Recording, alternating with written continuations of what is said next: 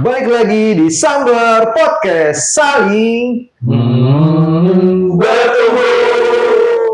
Oke, tadi di belakang layar kita ngomongin pertama peranakan Mongol. Oke. Kita mau mulai sesuatu yang mungkin agak kontroversial. Oke. Ini. Aku mulai dari pernyataan bahwa menurutku anak yang malas belajar itu adalah anugerah. Menarik. Kenapa? Karena dari malas belajar itu kita bisa ngelihat sebenarnya ada masalah apa. Kita bisa nyadar bahwa itu adalah sebuah sinyal ada sesuatu nih yang harus diperbaiki. Misalkan kayak nih anak biasanya kalau ngerjain soal itu bisa sampai misalkan dia nulis itu bisa sampai 10 huruf gitu. Ini kok hari ini kok nggak seperti biasanya dia cuma bisa nulisnya sampai 3 huruf, sampai 4 huruf kayak gitu.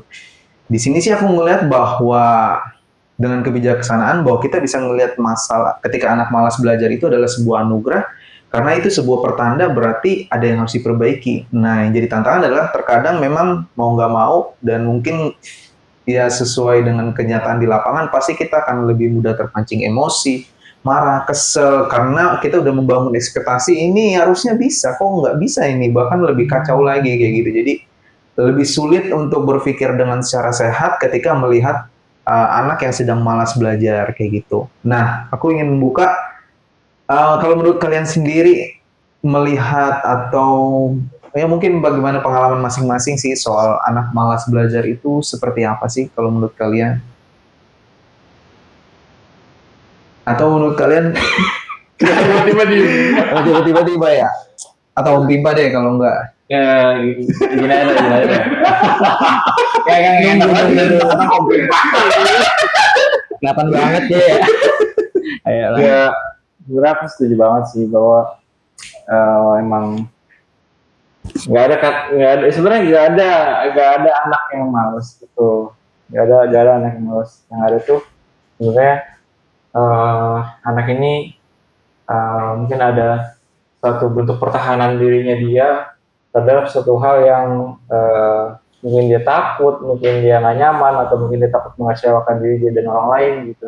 Jadi untuk pelariannya adalah si malas itu. Jadi ya balik lagi sih ya, mungkin udah baru kita bilangin nih bahwa emang kayak malas itu adalah suatu buah es yang di atas gitu, yang dimana yang di bawah itu ada banyak problem di dalam di bawah gitu.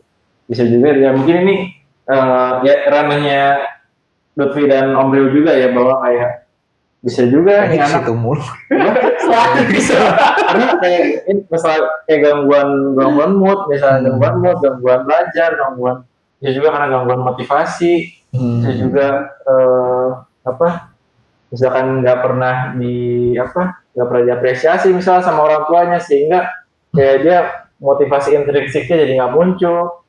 Terus bisa juga karena si anak ini juga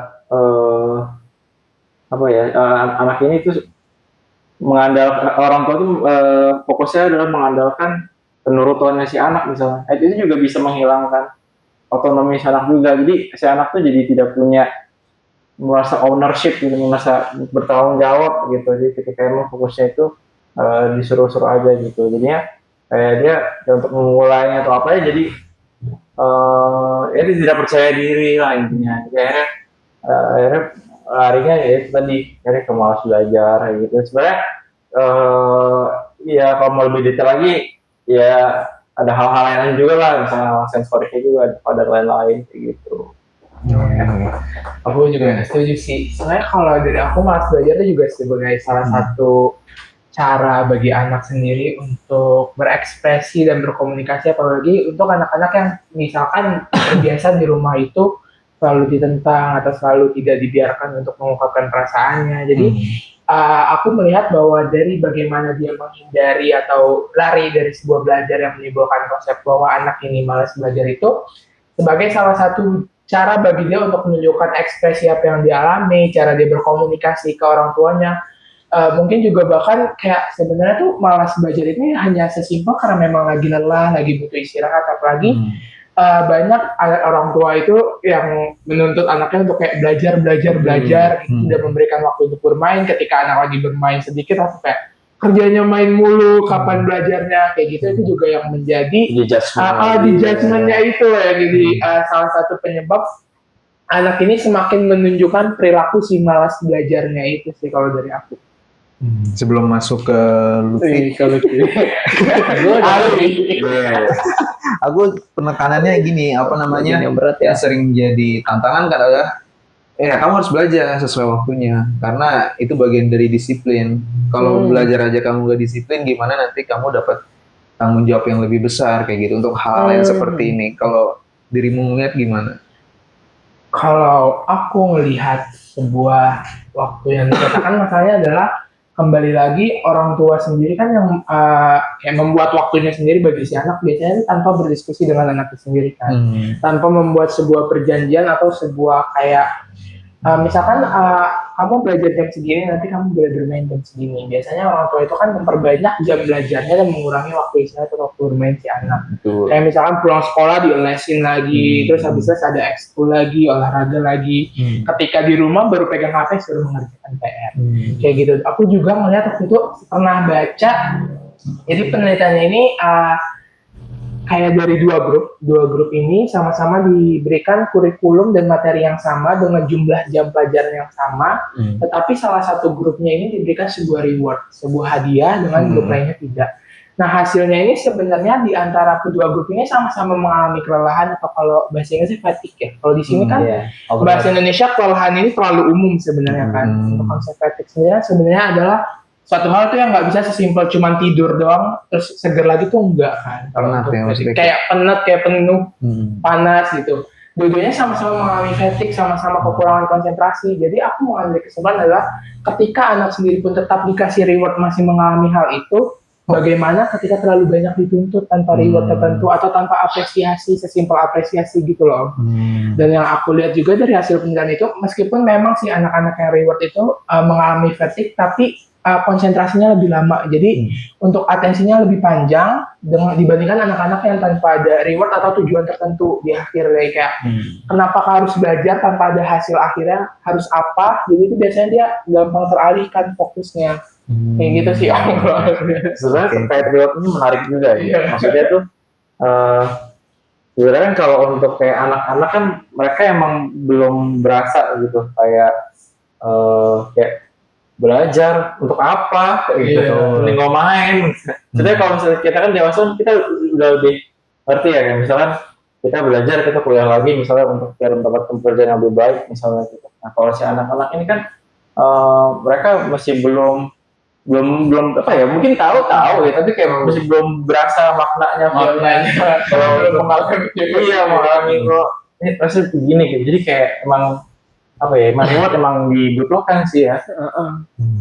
Terus juga menariknya kadang gini juga sih, kadang tuh anak tuh kalau misalkan kayak mereka lagi malas atau mereka lagi menolak sesuatu tuh apa ya, kalau ada di beberapa anak kadang mereka pun menolak malasnya, ya udah kayak malas aja, tapi akhirnya mereka pun juga belum mampu untuk menjelaskan kenapa mereka malasnya. Dan orang tua yang mungkin belum melihat secara sepenuhnya, kadang melihat anak ya hanya malas aja, dan akhirnya seringkali terjadi kesalahpahaman di situ gitu. Jadi kayak apa ya, jadi makanya kalau kuliah tuh seringkali memang anak tuh apa ya seringkali mereka tuh kesulitan untuk kayak menjelaskan apa yang mereka nggak nyamanin gitu. Dan apa namanya, kita menjelaskan apa yang mereka nggak nyaman, dan apalagi misalkan apa yang dia rasakan itu sering dipatahkan misalnya, gitu. Sehingga kayak membuat dia makin lagi itu dia untuk mengungkapkan makin nggak bisa lagi tuh. Jadi udah yang sebelumnya itu dia bingung apa yang dia rasakan, ketika dia mengungkapkan perasaannya patah akhirnya ya seringkali diabaikan makin malas lagi jadi. Aku nambahinnya gini apa, kalau misalkan kayak anak-anak yang umum atau anak-anak yang pada tipikal anak pada umumnya itu bisa ngasih tahu kayak, ya mama, papaku tuh capek, aku udah seharian nih pulang sekolah nih, masih masa aku nggak bisa tiduran sebentar, masa nggak bisa main handphone, masa aku nggak bisa untuk istirahat refreshing. Nah itu kan balik lagi anak-anak yang tipikal kayak gitu. Nah yang sering kali jadi tantangan kan ya anak-anak yang nggak bisa nyampein apa yang menjadi keinginannya atau apa yang menjadi masalahnya kayak gitu. Dan itulah anak-anak yang anak-anak berkebutuhan khusus yang mana sebenarnya ini sih mau nggak mau berarti kitanya sebagai orang dewasa atau orang tua tuh yang berperan untuk boleh melihat kondisi anak atau lebih peka atau lebih sensitif nggak sih? Atau sebenarnya sebaiknya seperti apa kalau kita orang dewasa misalkan melihat kondisi malasnya anak dan ini anak yang berkebutuhan khusus yang bahkan nggak bisa, maksudnya nggak sulit sekali untuk nyampein apa yang menjadi keluh kesahnya atau yang menjadi kesulitannya. Bahkan kayak yang neurotypical pun kayaknya juga susah juga deh ya. Maksudnya ada juga yang masa kesulitan walaupun dia normal nih. Iya. Itu kesulitan juga mengungkapinnya tantangannya gitu. Lebih pasti. Iya, sebenarnya dari semua tipe anak ya, memang kita sebagai parent, sebagai kakak, sebagai pendamping, sebagai guru memang sudah sepantasnya memang harus peka, karena ya kita kan nggak mungkin ya memaksakan situasi belajar yang nggak kondusif, ngeliat anak udah ngantuk, ngeliat anak mungkin responnya udah bete ya, pasti kan adalah kegundahan tersendiri kayak ngerasa ini kalau belajar juga kayaknya percuma deh, gak bakal masuk juga gitu. Makanya kita kan harus punya self control untuk menekan ego kita gitu. Misalnya kita mau punya target, kita hari ini harus bisa apa, cuman kan harus bisa melihat situasi dan kondisinya juga. Nah apalagi anak-anak berkebutuhan khusus gitu, yang notabene lebih sulit lah, maksudnya untuk mereka menggambarkan situasi hati mereka gitu. Nah biasanya kan umumnya kita ngatukin anak-anak tipikal itu dari jawaban, dari respon segala macam. Nah kalau anak-anak berkebutuhan khusus kan pasti kan lebih susah kan buat nyampein apa yang mereka rasain, bahkan untuk ngomong aja pasti nggak semuanya bisa gitu. Beberapa mungkin ada yang bisa, cuman kan nggak semua gitu. Nah kita bisa ngeliat kan dari bagaimana respon dia saat kita mungkin menawarkan main, atau misalnya kita memberikan kayak aku mau main games nih hari ini, kamu mau ikut gak? Misalkan dari cara dia ngeliat aja dia udah narik diri nih, misalkan udah nggak bisa, udah nggak mau nih. Nah, kita kan bisa tahu juga, berarti dia nggak suka nih sama tugas. Mungkin apa yang bikin dia jadi malas ya, entah gamesnya terlalu susah, atau misalnya dianya masih kurang nyaman sama lingkungannya. Jadi kan lumayan banyak nih yang perlu dibedah lagi gitu.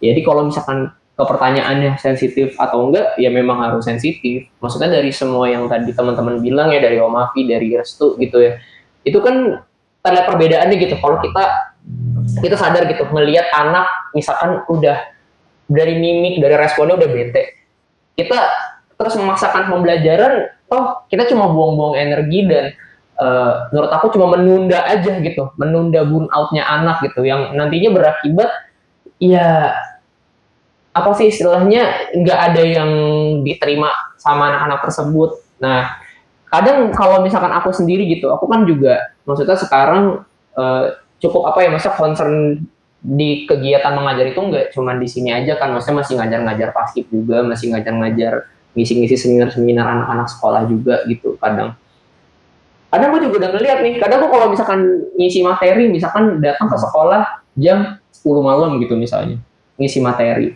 Materi jam 10 malam. Jam 10 malam. Masuk apa itu? Nah itu, makanya itu kan jam 10 malam gitu loh, jam 10 malam.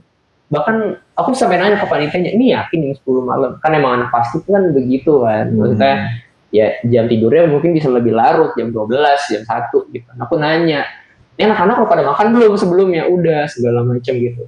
Jadi aku bahkan selalu menanyakan itu gitu, untuk sebelum aku mulai gitu. Terus anak-anak yang belajar itu kelas berapa, belajar sampai mana, karena memang kita nggak bisa menggeneralisir cara pengajaran kita pada semua orang gitu. Jadi memang harus pekanya sampai di tahap itu gitu. Bahkan pas aku udah actionnya pun, aku salah, aku ngomong, kalau ada yang mau nguap aja, ada yang mau minum aja. Karena menurut aku pakai seragam paskib gitu, misalkan masuk ke dalam pengajaran dengan gayaku yang mungkin tegas gitu ya, di jam 10 malam materinya berat, itu kayaknya udah game over sih anak-anak. Jadi aku berusaha buat ngerubah caranya. Bahkan aku ngajak bercanda, kayak misalkan di sini siapa yang mungkin cita-cita jadi ini, atau mau jadi apa gitu. Ya setidaknya walaupun mereka ngantuk, tapi mereka minat kan natap mata aku gitu. Maksudku itu juga yang akhirnya aku pakai saat aku megang anak berkebutuhan khusus gitu, aku selalu nanya di pertemuan pertama tuh sama orang tua, kayak misalkan di rumah sukanya main apa, terus kayak kalau di rumah biasanya marah karena apa aja sih, misalkan terakhir tuh kegiatannya apa, pernah terapi juga nggak di tempat lain, karena memang apa sih istilahnya untuk kita menggarisbawahi anak itu masuk belajar atau enggak sesederhana kita langsung menjudge saat terjadinya respon anak gitu. Kadang aku juga ngelihat apa mungkin akunya yang terlalu excited, aku yang terlalu berlebihan nanti stimulasinya dari suara aku, dari cara aku mengajak si anak gitu. Makanya kalau aku lihat ya, maksudnya gitu, terkadang kita tuh juga terlalu berorientasi sama hasil gitu menurut aku gitu. Kita tuh nggak ngeliat prosesnya, maksudnya sekecil-kecilnya anak itu mungkin mau duduk gitu misalnya, atau anak mau natap kita gitu, mau ngelihat aja tuh kadang nggak dilihat, karena yang dilihat tuh adalah jawaban akhirnya kan. Secara etikanya betul, memang mau kayak kita nonton bola deh, mau pelatihnya siapa, mau latihannya seberapa banyak tuh endingnya menang atau kalah kayak gitu kan maksudnya. Tapi menurut aku kita nggak bisa menjudge seperti itu juga gitu, bahwa pada hakikatnya hidup ini tuh nggak bisa ditentukan begitu aja gitu. Maksudnya kita udah merencanakan segala macam plan, kalau nyatanya ternyata tantangannya mungkin lebih berat atau situasinya berbeda, itu juga pasti akan menghambat gitu. Nah ini yang terkadang tuh menurut aku tuh luput sih kayak gitu. Jadi sebenarnya mau anak berkebutuhan khusus, mau anak tipikal pun sama sih, nggak ada bedanya. Maksudku aku nggak mau membedakan karena semuanya sama-sama anak, semuanya sama-sama butuh perhatian, semuanya sama-sama ingin lebih baik gitu. Jadi ya kita sebagai parent, sebagai teman, sebagai pengajar, sebagai apapun tuh memang harus peka dan nggak boleh apa sih istilahnya melupakan kalau anak-anak itu tuh masih dalam proses tumbuh kembang yang butuh diperhatikan gitu.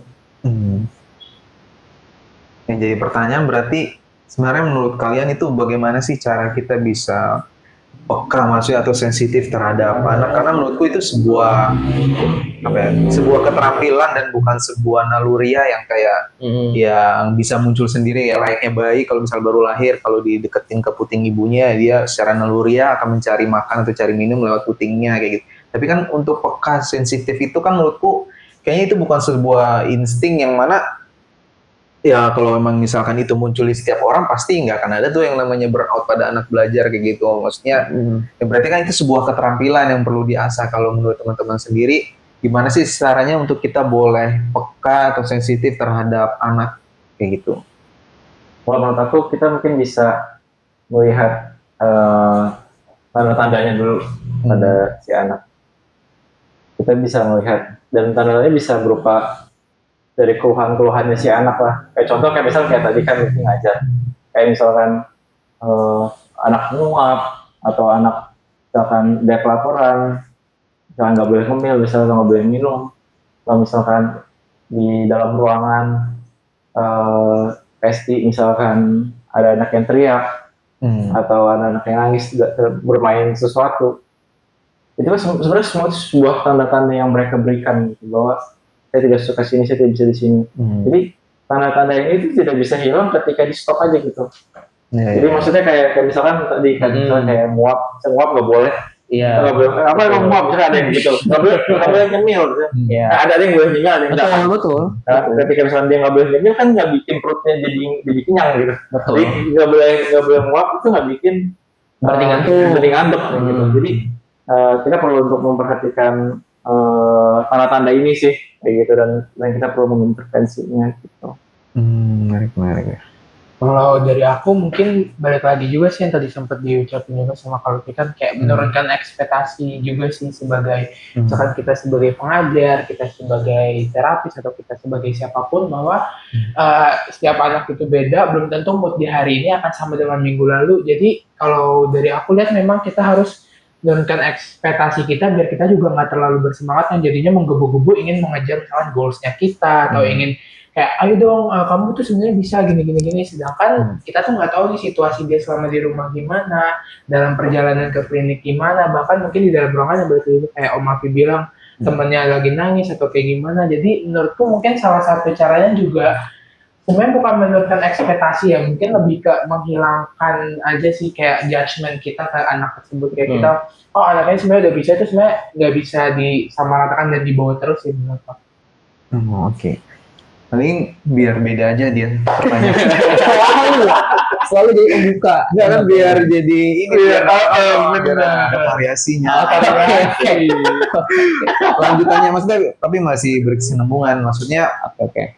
kalau yang jadi ya itu sih yang gue tadi sempat nanya juga, maksudnya yang jadi permasalahan adalah kan soal kedisiplinan. Jadi kalau anak yang nggak mengerjakan dengan baik atau nggak melihat atau menyimak pembelajaran yang diberikan, ini nggak disiplin nih, gimana nanti nih hasilnya segala macamnya kayak gitu. Nah, jadi pertanyaan sebenarnya apakah memang memungkinkan anak dengan kita melakukan penyesuaian terhadap kemampuan anak, kita ngelihat hambatannya, kita ngelihat masalahnya anak, sebenarnya tetap bisa bikin anak disiplin nggak sih? Atau tetap anak bisa pada akhirnya mampu untuk mengerjakan tugas dengan baik nggak sih? Bisa. Menarik sih dilemanya. Jujur.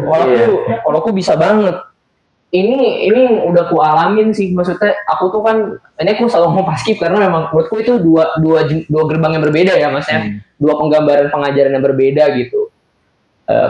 Aku cerita lagi nih, jadi waktu aku kan paskib udah 8 tahun lah, maksudnya kalau dihitung 9 tahun lah sekarang, 9 tahun lah ya maksudnya, 9 tahun 2017, 18, 19 tuh eranya tuh aku baru banget nih, kayak apa sih istilahnya ya, senior muda yang masih punya ego, yang masih pernah petenteng, yang suka ngomel-ngomel, ya begitulah sifatnya gitu.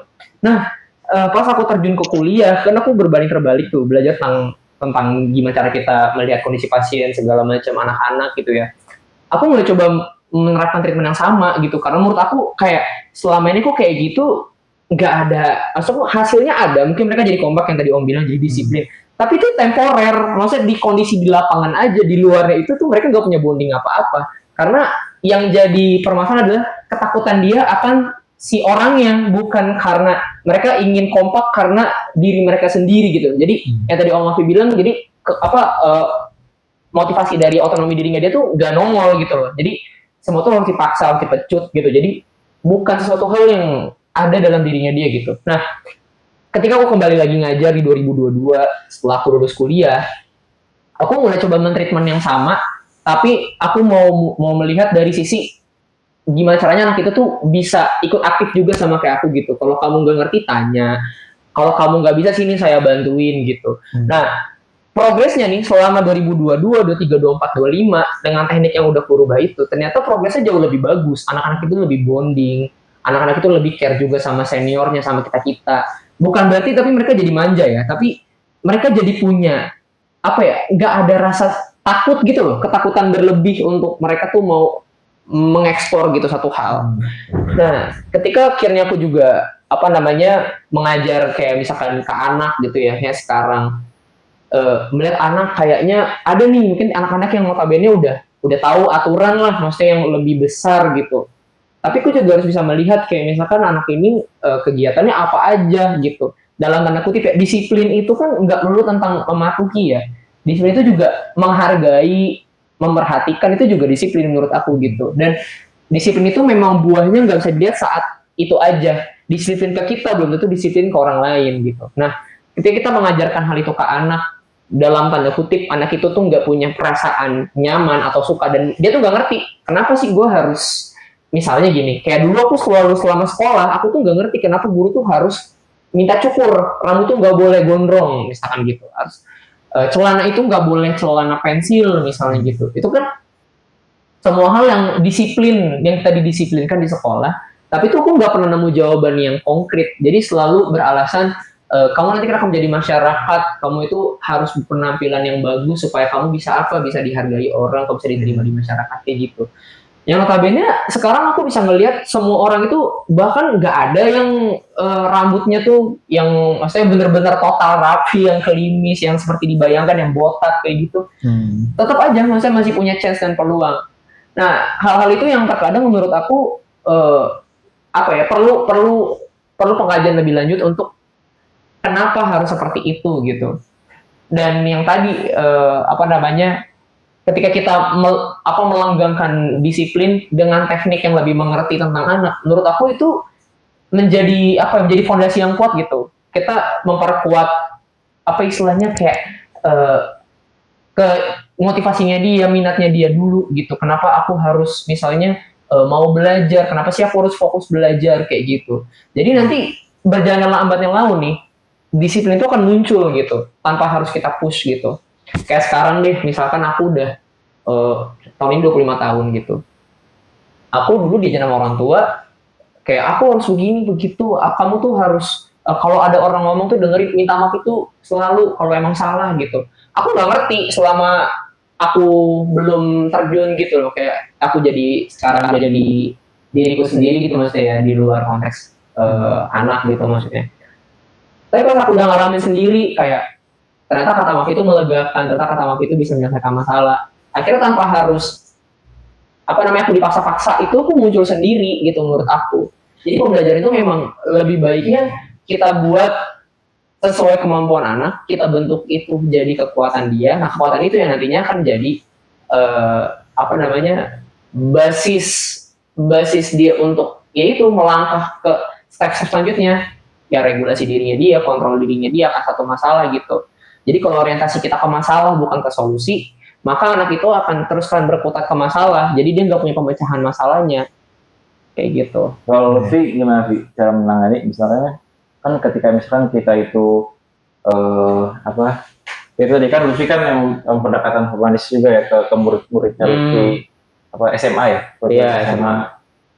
Nah, kemungkinan yang sering terjadi adalah ketika misalkan entah guru, entah terapis yang memang kayak humanis sekali dengan muridnya, dekat dengan anak misalnya, gitu. Seringkali akan memunculkan pembangkangan, dan mungkin ya kalau misalnya anak mungkin kayak banyak mengeluhnya dalam bentuk gestur nangis dan lain-lain. Dan kalau misalkan kayak kalau untuk anak-anak SMA seringkali terjadi adalah kayak mungkin anaknya menjadi songong setuju. Nanti gimana Pi? Ini kalau konteks SMA ya. Kalau aku melihatnya gini, aku selalu menunjukkan hasil tapi dari diri akunya. Bukan berarti aku kayak nyombongin, kayak aku bisa kayak apa, aku bisa jadi apa, jadi dari sini gitu, bukan. Kadang aku bilang, misalnya gini, ketika aku ngajarin gitu misalnya, kenapa aku bilang guru itu harus benar-benar paham, harus benar-benar ngerti, harus benar-benar setidaknya tuh siap gitu loh, dari segi otak, diri, fisik, segala macam gitu. Supaya apa? Supaya gimana caranya kita mau meyakinkan anak itu mau belajar sama kita, kalau kita harus membuktikan apa yang kita ajarin tuh bisa berguna gitu. Selama aku ngajar paskibku selalu bilang gini, pokoknya sebelumnya anak-anak datang gue harus coba dulu latihan sendiri. Misalkan kayak latihan lipat bendera misalnya. Aku bilang, lipatan itu segini, misalkan 2 kali. Alasannya kenapa misalkan? Lipatan yang ganjil itu akan susah, karena kita kan mundur itu 3 step. 3 step itu kan, 3 itu bukan dihitung dari tarikan benderanya, tapi 3 step itu 3 itu untuk penutup kan. Maka kalau misalkan kamu ngambil 4 step atau 5 step itu nanti nggak akan bisa, apalagi kalau misalkan benderanya kecil. Aku langsung action, misalkan kayak, ayo kita lipat, misalkan nih 2 lipatan, caranya A, B gitu. Dan ternyata berhasil. Dan ketika anak-anak itu dia nggak bisa, dia akan melihat bahwa oh yang ngajar gue ini memang secara bobotnya bisa dipertanggungjawabkan kayak gitu. Dan menurutku kalau untuk anak-anak SMA ketika dia udah melihat reasonable seperti itu, mereka pasti secara langsung akan melihat bahwa oh ya udah berarti gue emang harus belajar. Kenapa? Karena orang yang di depan kalian ini memang orang yang berkompeten kayak gitu. Dan itu selalu kuterapkan. Kayak maksudnya aku selalu ngeliat orang-orang yang ngajar paskib itu orientasinya selalu kepada hukuman, gerakan kompak, tapi nggak ngejar kompetensi yang seharusnya. Misalkan kalau kita paskibra, ngibarnya apa sih kompetensinya yang ngibar gitu.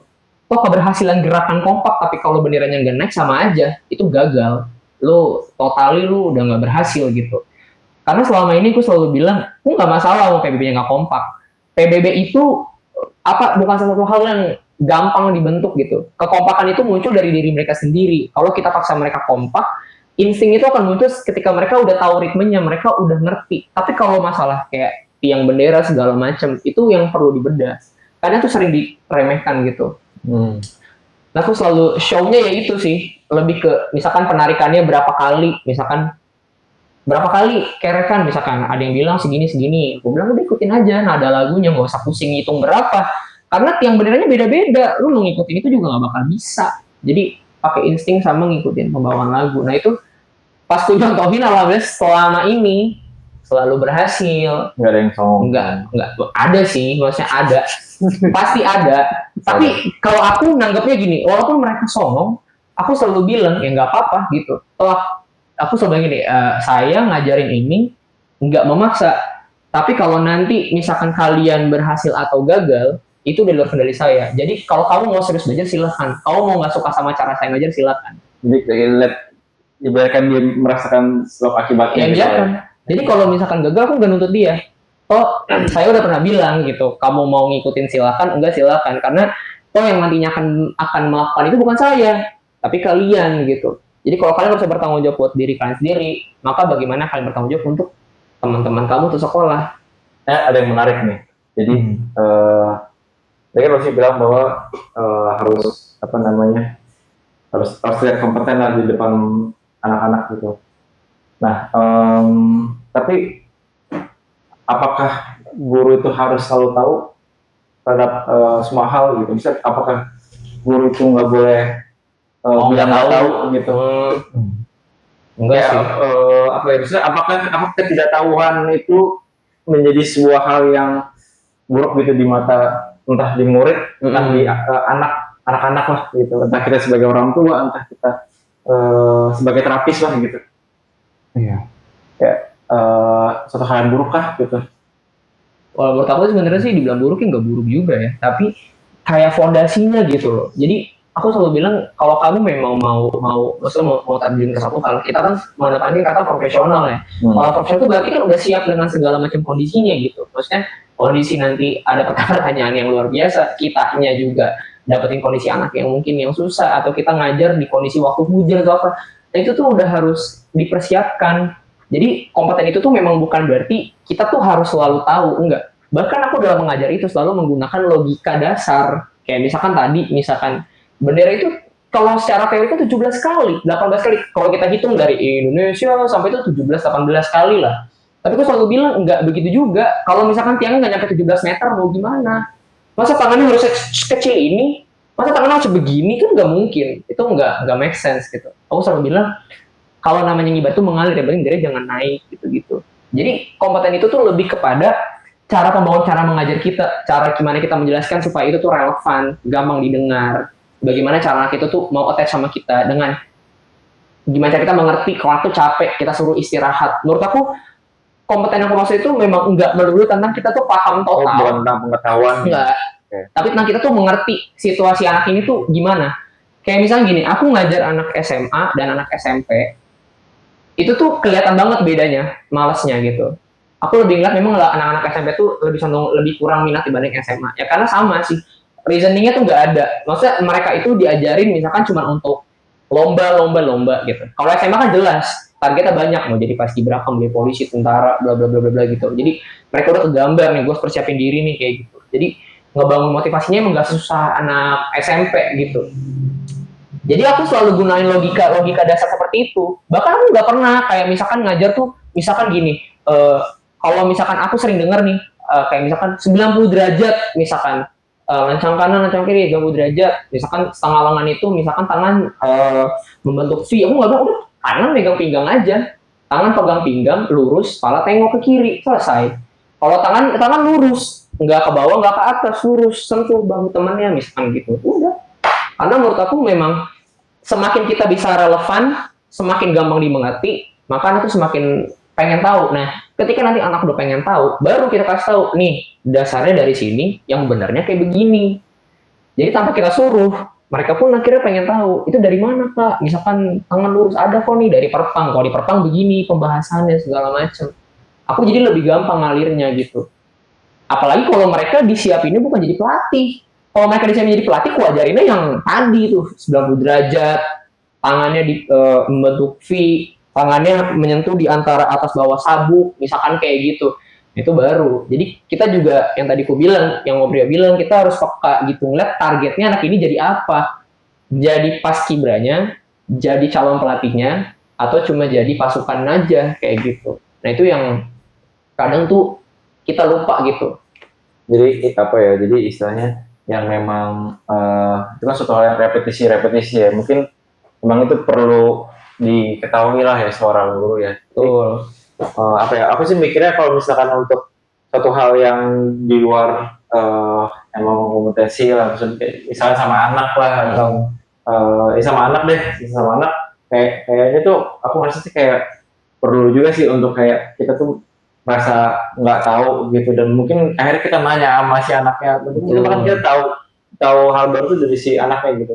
Karena apa itu juga justru kayak melatih kepemimpinannya dia juga gitu, melatih kepedeannya dia juga gitu, bahwa kayak ternyata ada yang nggak tahu, yang ternyata orang tua juga bisa nggak tahu, misalnya itu juga kayak buat anak tuh jadi lebih apa namanya, lebih percaya diri, dan balik lagi sih yang theory of mind juga, jadi kayak membuatnya juga lebih menyadari ternyata ada juga yang nggak tahu ya kayak gitu. Jadi bukan apa istilahnya, bukan dia doang yang nggak tahu gitu. Kalau sih ngerasa gitu. Terus tuh gimana, kayaknya tadi sempat udah gundah nih. ada tanggapan atau gimana? deh. Aku setuju sih sama kedua pandangan. Saya kayak dari Kaluti, Om Afi, emang bener sih kayak bagaimana kita tetap harus fleksibel juga, yang nggak bisa kayak harus menuntut atau menyamakan satu anak dengan anak yang lain. Balik lagi ke kompetensi masing-masing. Itu sih yang aku sadari sebulan inilah ya istilahnya kan. Untuk mulai aktif tuh pegang anak. Jadi memang tuh tiap minggu kadang kondisinya beda. Jadi memang harus dari kitanya fleksibel sih. Balik lagi Kak, ya harus ini ya namanya, harus aware juga kan sih. Apa pengalamannya? Terus tuh yang maksudnya yang harus fleksibel tuh yang kayak gimana? Sesimpel tadi tuh hari ini ada anak yang ganti jadwal kan kemarin, dan itu dia tuh sudah 4 minggu liburan. Dengan yang sebelumnya tuh istilahnya kayak dia tuh bisa loh main kayak gini balik lagi kan. Udah ada juga ekspektasi dari aku kan. Kebetulan hari ini harinya berbeda, polanya juga berbeda setelah liburan panjang, terus juga banyak teman-teman yang baru kan, biasanya main sendiri. Itu kondisi ruangannya cukup rame, cukup heboh, terus juga banyak mainan-mainan yang biasanya dia mainkan udah dimainkan dulu sama temennya. Jadi respon dari anaknya itu udah dari awal tuh udah yang kayak berlarian, escape, udah waspada banget, sampai akhirnya di akhir tuh ketika dia udah main sendiri udah tenang, kan sempat aku bawa ke pinggir main.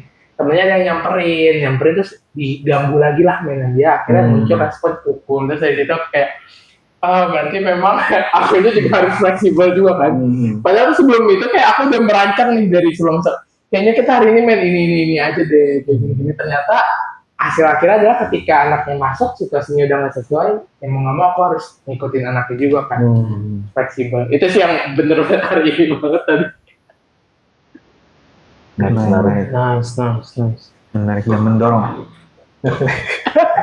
Berarti udah mulailah kita di penghujung nih. Iya. Cuma banget nih, nggak kerasa nih.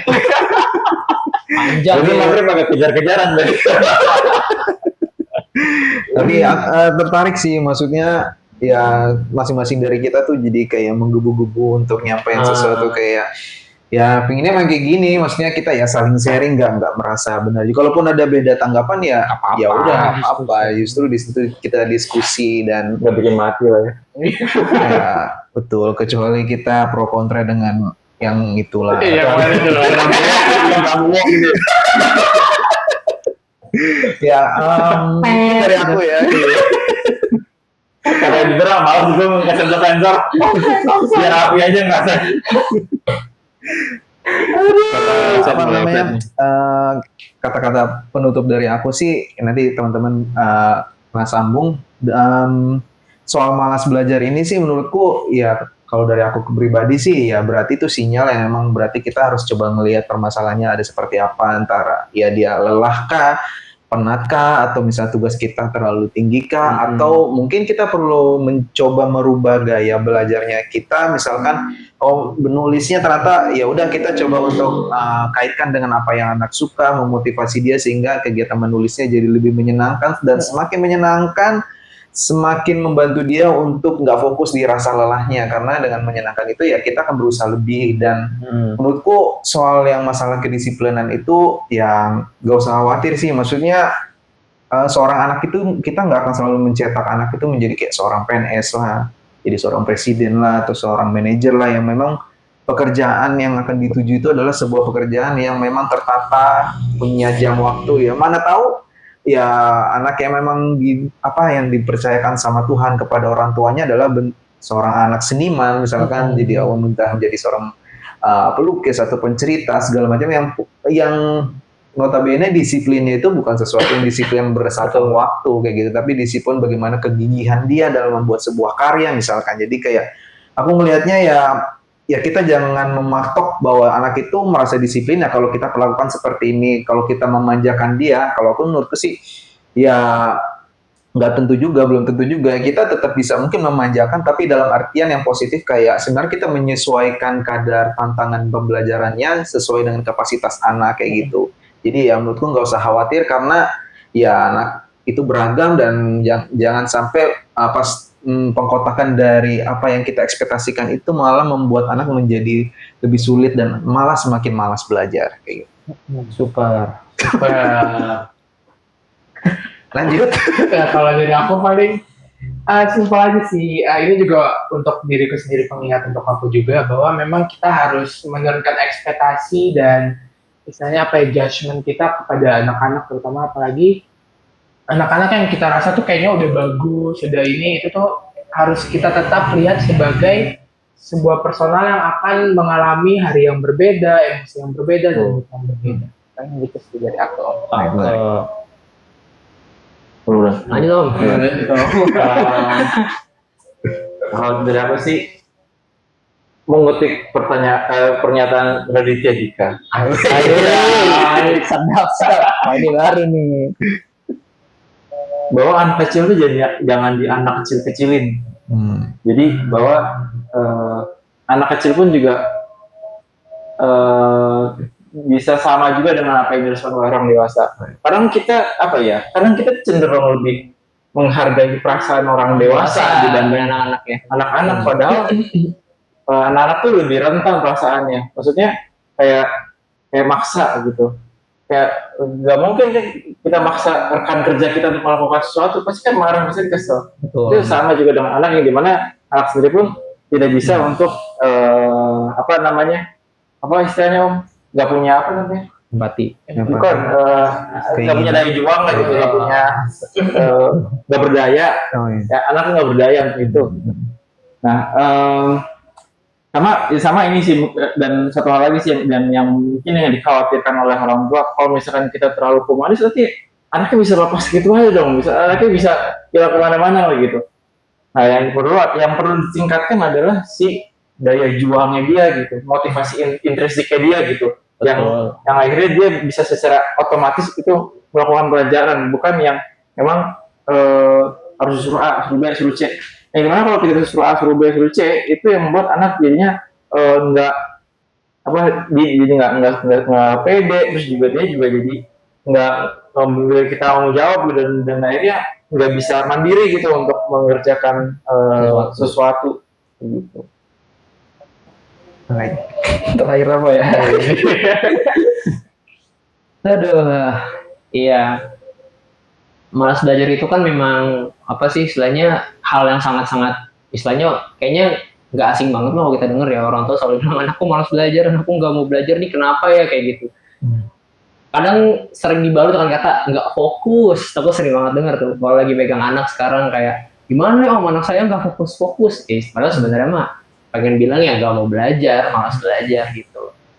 Kadang aku suka bilang juga kayak jangan ngelihatnya tuh saat belajarnya aja, tapi lihat kalau dia saat main yang lain, karena memang ya anak itu juga yang tadi Om Afi bilang gitu, punya minat, punya ya motivasi intrinsik juga yang maksudnya mungkin dia nggak bisa suka ke semua hal, ke salah satu aja, tapi ketika anak nanti sudah punya manajemen kontrol akan stres, akan tekanan yang dialami itu juga lebih bagus, pasti dia akan bisa memposisikan dirinya juga. Ditambah ya kalau kita sebagai orang tuanya juga jangan berorientasi pada hasil aja, tapi dari proses.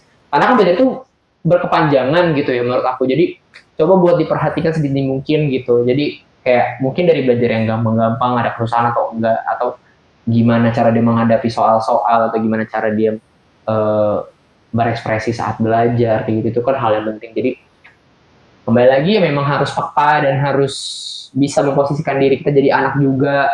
Karena udah sama anakku sama, bedanya orang dewasa itu lebih terstruktur aja dan lebih kompleks dibanding anak-anak. Anak itu kan cuma ngikutin aja kan rules yang udah ada waktunya ngapa-ngapain kayak gitu. Tapi bukan berarti masalah yang dialami anak itu jauh lebih ringan dari kita yang orang dewasa.